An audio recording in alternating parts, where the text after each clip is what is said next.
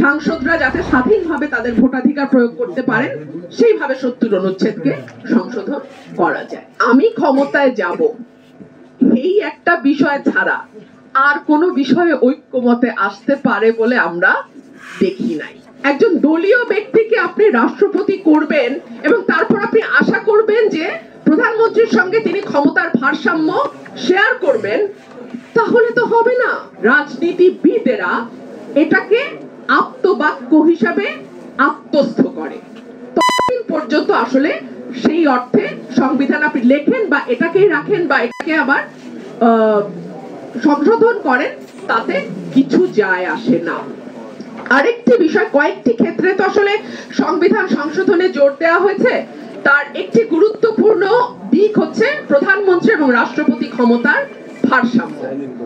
এটা নিয়ে সকল রাজনৈতিক দল মোটামুটি একমত হয়েছে যে রাষ্ট্রপতি এবং প্রধানমন্ত্রীর ক্ষমতার ভারসাম্য আনতে হবে। প্রধানমন্ত্রীর হাতে একচ্ছত্রভাবে অসীম ক্ষমতা দেয়া আছে। আচ্ছা, বাংলাদেশের রাজনৈতিক প্রেক্ষাপটে রাষ্ট্রপতিটা কারা হন আমরা তো দেখেছি, বিগত সরকারগুলোতে আমরা দেখেছি রাষ্ট্রপতি কারা হয়। সুতরাং একজন দলীয় ব্যক্তিকে আপনি রাষ্ট্রপতি করবেন এবং তারপর আপনি আশা করবেন যে প্রধানমন্ত্রীর সঙ্গে তিনি ক্ষমতার ভারসাম্য শেয়ার করবেন, তাহলে তো হবে না।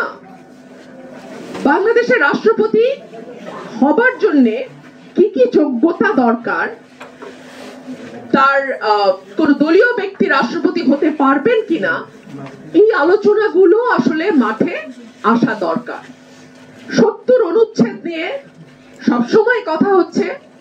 আমাদের নির্বাহী বিভাগ, বিচার বিভাগ, আইন বিভাগের মধ্যে সেপারেশন অফ পাওয়ার যেটাকে বলে, সেটাকে নিশ্চিত করবার ক্ষেত্রে ৭০ অনুচ্ছেদ একটি বড় বাধা হিসেবে ধরে নেওয়া হয় এবং মানে আইনসভার যে স্বাধীনতা, আইনসভার যে সার্বভৌম ক্ষমতা, সেটাকে ৭০ অনুচ্ছেদ অনেকটাই বাধাগ্রস্ত করে।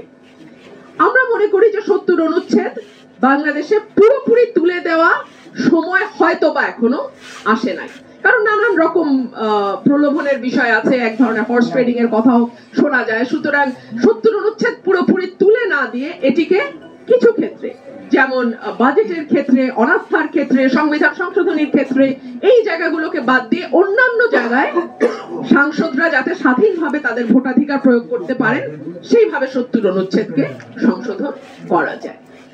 আরেকটি জায়গা যেটা খুবই আলোচনায় এসছে সংশোধনের ক্ষেত্রে, সেই জায়গাগুলোতে একটা কথা বারবার আসে, রাজনৈতিক ঐক্যমত, দলগুলোর মধ্যে ঐক্যমত। মুশকিল হচ্ছে বাংলাদেশের রাজনৈতিক দলগুলো আমি ক্ষমতায় যাব এই একটা বিষয় ছাড়া আর কোনো বিষয়ে ঐক্যমতে আসতে পারে বলে আমরা দেখি নাই, এরকম নজির নাই। তবে ওই যে সাকিব ভাই যে কথাটা বলে গেল, শেষ বিচারটা আসলে জনগণের হাতে। মানুষ যদি চায়, এটা আমাদের একটা বিরাট সম্ভাবনার দরজা খুলেছে 5ই অগস্ট। মানুষ যদি চায় এবং মানুষ যদি বিশ্বাস করা শুরু করে দেশটা আমার, রাষ্ট্রটা আমার, এই দেশটার মালিক আমি, সুতরাং দেশটি কিভাবে পরিচালিত হবে সেখানে আমারও কিছু বলবার আছে, সেই জায়গাটিতে যদি মানুষ সোচ্চার থাকে, শোরগোল করে, হইচই থাকে, এই অবস্থাটা তারা জারি রাখতে পারে, তাহলে আমি বিশ্বাস করি বাধ্য হয়ে হলেও রাজনৈতিক দলগুলো কিছুটা সোজা পথে আসবে।